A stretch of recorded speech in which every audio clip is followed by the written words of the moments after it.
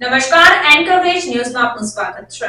અમદાવાદ મહાનગરપાલિકા દ્વારા mission million tree અંતર્ગત 16,39,958 રોપાનું પ્લાન્ટેશન કરવામાં આવ્યું છે. એટલે કે કુલ લક્ષ્યાંકના 54% પ્લાન્ટેશન કરવામાં આવ્યું છે. પ્લાન્ટેશન કરેલા વૃક્ષ સુરક્ષિત રહે તે માટે મહાનગરપાલિકા દ્વારા ટ્રી ગાર્ડ તૈયાર કરવામાં આવ્યા છે. શહેરીજનો કોર્પોરેટર પાસેથી કે કોર્પોરેશનની કચેરી ખાતેથી ટ્રી ગાર્ડ મેળવી શકશે. ટ્રી ગાર્ડ માટે ધારાસભ્યો, કોર્પોરેટરો, સાંસદ સભ્યોના બજેટમાંથી કુલ 1.27 કરોડનું બજેટ ફાળવવામાં આવ્યું છે. પૂર્વ અને પશ્ચિમ વિસ્તારમાં મળી રોજ ફૂલ 600 ટ્રી ગાર્ડ વિતરણ કરવામાં આવશે. નિકોલ અને ઓઢવણની અંદર વરસાદ દરમિયાન ડ્રેનેજ બેક મારવાના પ્રશ્નો ઊભા થતા હતા. પરિણામે ઇફ્ટન ટ્રંક લાઇન નાખવાનું જે આયોજન કરવામાં આવ્યું હતું ત્યાં આગળ તેને વિજોલ એફટીબી ખાતે 500 mm ડાયાનું જોડાણ કરવામાં આવ્યું છે.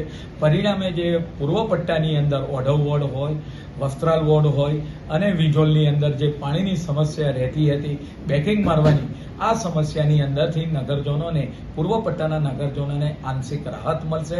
પરિણામે એફટીબીમાં ટ્રીટ થયેલું પાણી સીધું એ નદીની અંદર છોડવામાં આવશે.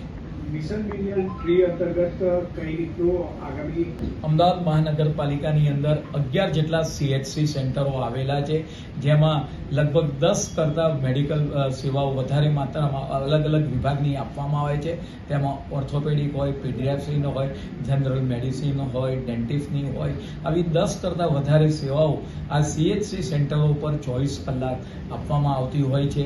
જો જાન્યુઆરીથી જુલાઈ મહિના સુધીનો અભ્યાસ કરવામાં આવે તો તેમાં લગભગ 6.5 લાખ જેટલી ઓપીડી નગરજનોએ તેની અંદર લાભ લીધો છે, જેની અંદર 1500 જેટલા ઓપરેશન, તદુપરાંત માઇનોર ઓપરેશન અને 250 જેટલા મેજર ઓપરેશન પણ કરવામાં આવ્યા છે. તદુપરાંત તેની અંદર લેબોરેટરી ટેસ્ટ પણ કરવામાં આવ્યા છે. 5 લાખ જેટલા લેબોરેટરી ટેસ્ટ પણ કરવામાં આવે છે. આમ આ તમામ CHC સેન્ટરો પર નગરજનો મહાનગરપાલિકા અને રાજ્ય સરકારની મદદથી ફ્રી સેવા, ડોક્ટરોની, અનુભવી ડોક્ટરોની ફ્રી સેવા, એની દવાઓ, તદુપરાંત એના જે ટેસ્ટિંગ છે એનો લાભ લઈ રહ્યા છે. અમદાવાદ મહાનગરપાલિકા દ્વારા આ વખતે 30 લાખ વૃક્ષોનું આયોજન કરવામાં આવ્યું છે, જેની અંદર લગભગ 16.5 લાખ જેટલા વૃક્ષોનું વાવેતર, એનું આપણે વાત કરીએ પ્લાન્ટેશન થઈ ચૂક્યું છે.